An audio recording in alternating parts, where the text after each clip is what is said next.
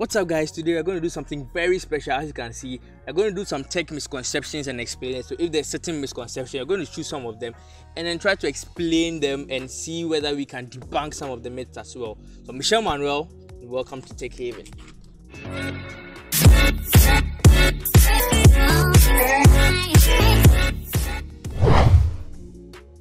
So first up, we have the first misconception I see people having, which is high megapixel means better camera quality, and that couldn't be further from the truth. You could have a very high megapixel image, like 50 megapixels, and it could even literally zoom into your soul, but it really doesn't mean a better camera, a better picture quality per se.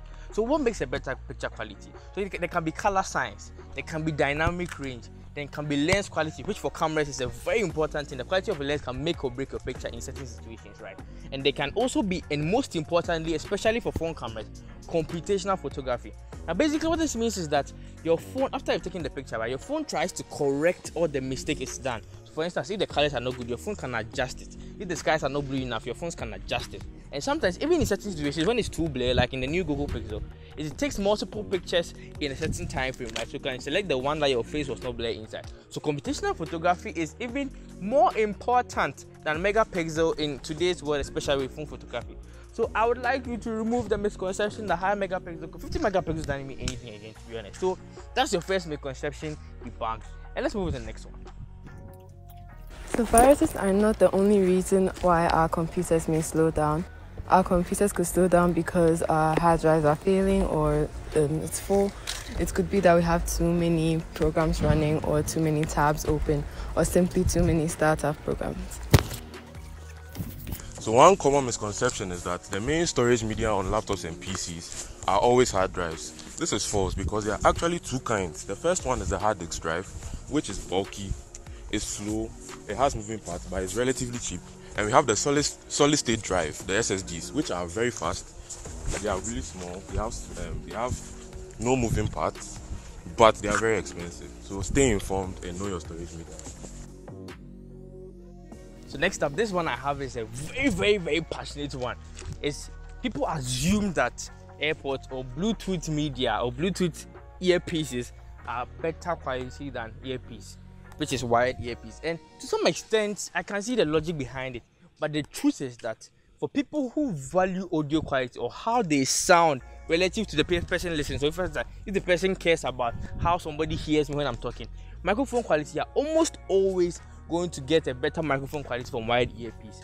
That's how it is. Audio earpiece, because it's where it's placed, when you talk, it has to pick up the audio patterns in front of you, and that's a little bit hard to do, right? So realize that for singers who do a cappella and TikTok and stuff, they always prefer wired earpiece because it gives you better audio fidelity in terms of your audio quality which are sending. However, with audio quality you're listening to, most likely you're going to get a better audio quality from Bluetooth earpieces, just because they are bigger at the ends, and because of that they have better drivers and better speakers, more or less, that drive audio into ears. And so that's the reason why you might pick wired over the Bluetooth. Yeah. Do smartphones cause cancer? Now, several years of research have actually established a solid relationship between cancer and radiations, especially strong radiations like gamma rays or X-rays or ultraviolet rays. And you're the best part, your phone actually emits radiation known as RF waves or frequency waves. Did I say? Or radio frequency waves, sorry. So with this, the signal is actually strongest at the point of the antenna of your phone. So in other words, when you spend 2 to 3 hours talking to that friend, loved one, or probably foe, you literally shower yourself in RF waves. Now, do RF waves have the potential to harm you? Well, several years of research also have come to the conclusion that RF waves are not strong enough to even damage your cells, let alone affect you or cause you to get cancer or something of that sort. So to conclude, RF waves are kind of safe, and so you're not going to get cancer from your cell phone. So please don't buy those useless stickers. Thank you very much. So next up, we have one interesting one.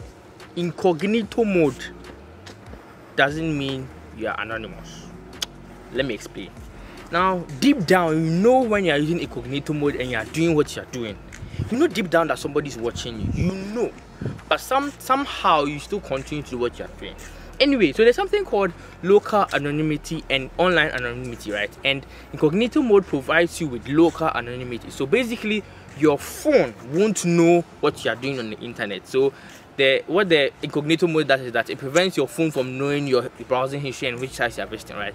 But it doesn't really provide online anonymity. And online anonymity is basically uses your IP address, so right? So people like the government agencies, like your internet service provider, and even the cookies on the website you visit, they know the site, they know the IP address that have to visit their site, because your IP address is literally your internet identifier. So basically, when you visit any site, your identifier is known to government agencies, the internet service providers, and even the website that you visit there themselves, right? So when you are on your phone doing what you are doing, be it personal, be it entertainment, be it you know what to do in incognito mode, basically you are not anonymous, and yeah, they know, they see you.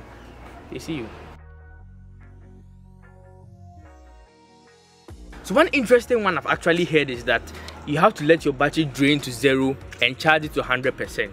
Now this can't be further from the truth, and let me explain.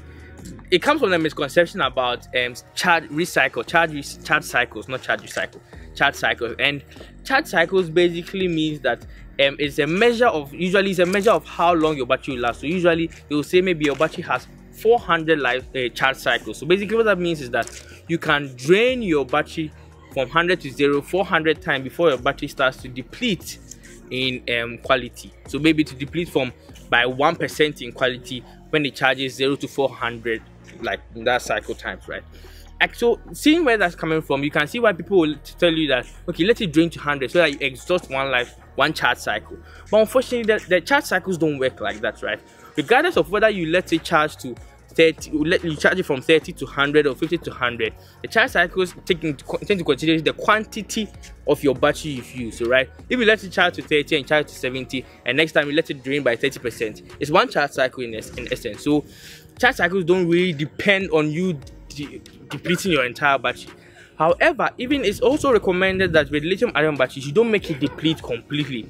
It's recommended that you do it in bits. So maybe it drains to 30%. You can let it charge up to a little bit at 50%, and then you use it for a while, and then you charge up to 80% or 100% and let it drain. It's better to do top-ups rather than to do full charge cycles. Although if at the end of the day and you want to charge your phone, then you can just plug it in. That's also not good. That's also not bad actually. Lithium-ion batteries, they sort of have a smart way of cutting down their current after they've gotten full. Right. So this is some of the misconceptions that we've had, and let's move to the outro.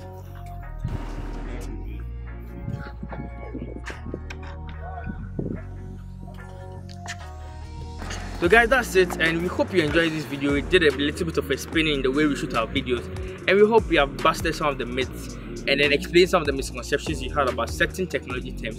Hope you like and subscribe and share, and tap the notification bell. What he said. All of it. All of those things.